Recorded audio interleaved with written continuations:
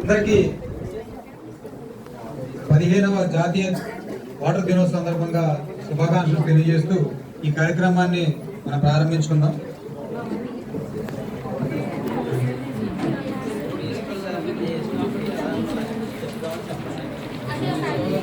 మరి ఈ కార్యక్రమానికి ముఖ్య అతిథిగా వచ్చేసినటువంటి ఏఓ గారిని సాదరంగా స్టేజ్ పైకి ఆహ్వానిస్తున్నాం. అందరూ కరతాళ ధ్వనులతో వారిని అదేవిధంగా మరి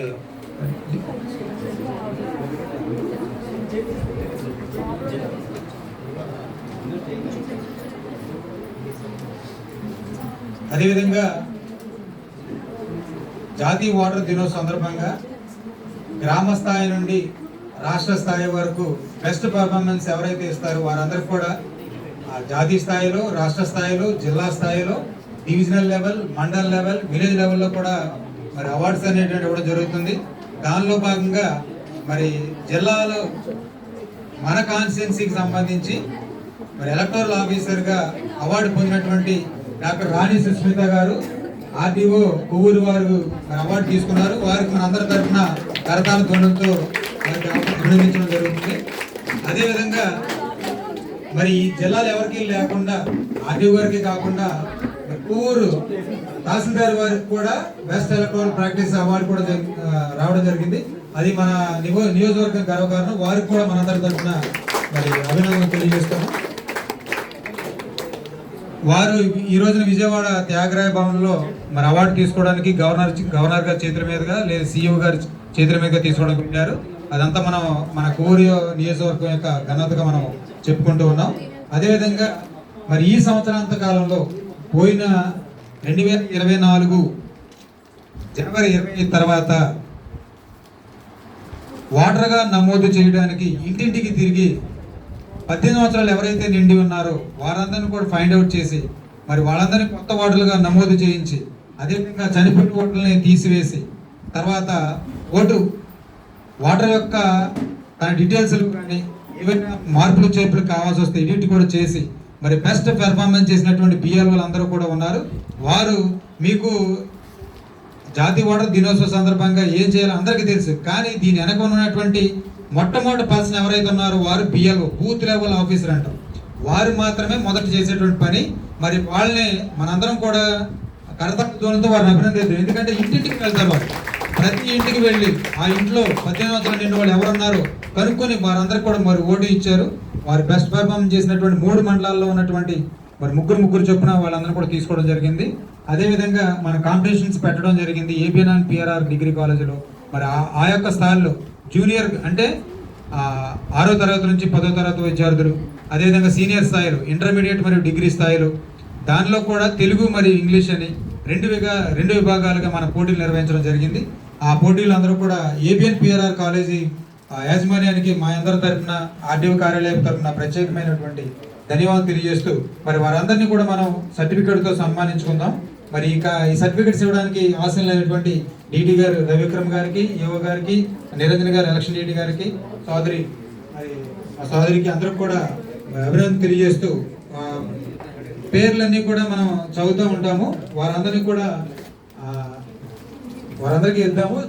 మనం తీసుకునే ముందు ఒక్కసారి ఈ కార్యక్రమాన్ని పురస్కరించుకొని ఒక 2 మాటలైనా మన ఏవో గారు మాట్లాడవలసిందిగా కూర్చోండి. అందరికీ నమస్కారం అండి. నా కార్డు ఫ్రాక్చర్ అయింది, అని చేత నేను నుంచి మాట్లాడలేను, ఏమనుకోకండి, అది కూర్చుని మాట్లాడతాము. ముందుగా మీ అందరికీ కూడా జాతీయ ఓటర్ల దినోత్సవ శుభాకాంక్షలు. ఈ జాతీయ ఓటర్ల దినోత్సవం అనేది జనవరి 25న ఎందుకు పెట్టారంటే 1950 జనవరి 25న మనకి ఎలక్షన్ కమిషన్ ఏర్పాటు చేశారు. అంటే ఇప్పుడు ఈ ఎన్నికల ప్రక్రియ అంతా చూడడానికి, పర్యవేక్షించడానికి ఒక కేంద్ర స్థాయిలో అంటే జాతీయ స్థాయిలో ఒక కమిషన్ ఉండాలని చెప్పేసి అప్పుడు కేంద్ర ప్రభుత్వం ఏం చేసిందంటే ఒక కమిషన్ ఏర్పాటు చేసింది. అప్పుడు ఒకటే మెంబర్ ఉండేవారు దాంట్లో. తర్వాత దాన్ని 3 మెంబర్లకు పెంచారు. ఇప్పుడు 3 మెంబర్లు ఉంటున్నారు మన జాతీయ ఎలక్షన్ కమిషన్లో. అంటే ఎలక్షన్ కమిషన్ ఆఫ్ ఇండియాలో 3 మెంబర్లతో నడుస్తుంది. అది ఏర్పాటు చేసిన దినాన్ని పురస్కరించుకొని ప్రతి సంవత్సరం కూడా కేంద్ర ప్రభుత్వం జనవరి 25ని జాతీయ ఓటర్ల దినోత్సవంగా జరుపుకోవాలని, ఈ జాతీయ ఓటర్ల దినోత్సవం సందర్భంగా అందరికీ కూడా ఓటు హక్కు మీద అవగాహన కల్పించడం, ఈ ఓటర్గా బాధ్యతలు ఏమిటి అన్నది తెలియజేయడం, అసలు ఓటర్ల జాబితా ఎలా తయారవుతాయి, ఇవన్నిటి మీద కూడా ఒక అవగాహన కల్పించడానికని చెప్పేసి ర్యాలీలు, సమావేశాలు, అలాగే ముఖ్యంగా యువతలో దీని మీద అవగాహన కల్పించాలని చెప్పేసి రకరకాల పోటీలు, వ్యాసరచన పోటీలు, వ్యక్తిత్వ పోటీలు అన్నీ పెట్టి అందులో ఉత్తమ ప్రతిభ కనబడిన వాళ్ళకి అవార్డ్స్ కూడా ఇవ్వడం జరుగుతుంది. ఈ ఓటర్ జాబితా తయారు చేయడం, సిద్ధం చేయడం ముఖ్య భూమిక పోషించేది ఎవరంటే బూత్ లెవెల్ ఆఫీసర్స్. వాళ్ళందరూ ఇంటింటికి వెళ్ళి ప్రతి ఇంటిలో ఎంతమంది ఓటర్లు ఉన్నారు అని చూసి నమోదు చేయించుకున్న వాళ్ళు నమోదు చేయించి, చనిపోయిన వాళ్ళు, ఊళ్ళో వెళ్ళిపోయిన వాళ్ళు వాళ్ళన్నీ చేసి ఒక సక్రమమైనటువంటి హెల్తీ ఓటర్ లిస్ట్ అంటారు, దాన్ని తయారు చేయడంలో వాళ్ళ ముఖ్య భూమిక వహిస్తున్నారు. మీరందరూ చేసిన ఈ ఏడాది, మీరందరూ 2024లో చేసిన, 2025లో ఈ సంవత్సరంలో చేసిన మీ అందరి కృషి వల్ల మన ప్రీతం ఆర్డీఓ గారికి అవార్డు వచ్చింది. బెస్ట్ ఎలక్టోరల్ చేసిన ఆఫీసర్గా అవార్డు వచ్చింది. విజయవాడలో తీసుకుంటున్నారు. వారికి మనందరి తరపున అభినందనలు. అలాగే మా కొవ్వూరు కాన్స్టిట్యున్సీకి, కొవ్వూరు మండలం నుండి హెడ్ క్వార్టర్ తహసీల్దార్ గారి ప్రసాద్ గారికి కూడా అవార్డుకి ఎంపిక చేశారు. వారికి కూడా మన అభినందనలు. వీళ్ళతో పాటు మీ బిఎల్ఓ నుంచి కూడా ఒక ఇద్దరిని కూడా ఎంపిక చేశారు. అంటే మన కాన్స్టిట్యున్సీ కాదు, బట్ వాళ్ళకు కూడా మీ అందరి తరపున, మనందరి తరపున వాళ్ళకు కూడా అభినందనలు జరుగుతాము. ఇక దీని మీద మన ఏఎస్ఓ తాళపూడి కోఆర్డినేటర్ అనుకుంటాను, దీనికి కోఆర్డినేటర్ ఆయన మంచి ఉత్సాహం చూపించి విద్యార్థుల్లో ఒక పోటీతత్వాన్ని ఏర్పరిచి వీటి మీద వాళ్ళందరికీ కూడా అవగాహన ఉండాలని చెప్పేసి మండల స్థాయిలో, నియోజకవర్గ స్థాయిలో కూడా పోటీ నిర్వహించి మొత్తం కనబడినటువంటి ఒక 21 మందికి స్టూడెంట్స్, అలాగే బిఎల్ఓల కింద విధి నిర్వహణలో ఉత్తమ సేవ చేసినటువంటి 19 మందికి కూడా బిఎల్ఓలు కూడా సెలెక్ట్ చేశారు. వాళ్ళకి కూడా ఈ సందర్భంగా మనం ప్రశంసా పత్రాలు ఇస్తున్నాము. అంటే వాళ్ళందరే బాగా పనిచేశారని కాదు, అందరూ చేస్తారు, అందరు కృషితో జరుగుతుంది. అంటే వాళ్ళకి వచ్చింది మేము తక్కువ చేసామా అని ఎవరు అనుకోవద్దు. అందరినీ సెలెక్ట్ చేయడం అన్నది అది కుదరదు. కాబట్టి కొంచెం ఎక్కువగా బాగా కృషి చేసిన వాళ్ళకి ఇస్తారు. అలాగే మీ పిల్లలు కూడా రాని వాళ్ళకని ఎవరైనా ఉంటే వాళ్ళకి మాకు వచ్చింది మీకు రాలేదని చెప్పి వాళ్ళకి హేళన జరిగింది. ఎందుకంటే మీరు కొంచెం బాగా చేశారు, వాళ్ళ అందరికీ ఉంటుంది తెలివి. లేదా మనం వచ్చిందని చెప్పి మనం గర్వపడకూడదు, వాళ్ళకి రాలేదని కూడా ఎవరిని కించకూడదు. ఇదే కాదు, ఏ విషయంలోనైనా సరే మీరు ఎవరిని కూడా కించపరచకండి. పిల్లలు చక్కగా చదువుకుని మంచి వృత్తిలోకి రండి.